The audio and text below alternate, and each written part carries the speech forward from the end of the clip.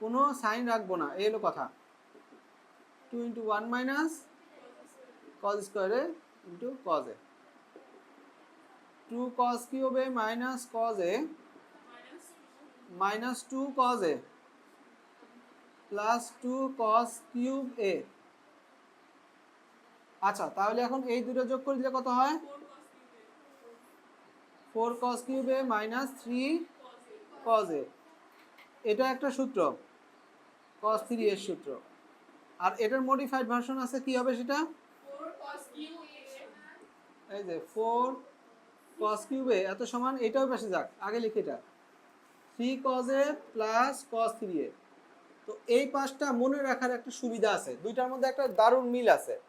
4 cos cube 4 sin cube a, আর এটার cube থাকে এখানে, আর আমি মনে রাখি 3 দিয়ে এটা শুরু হবে।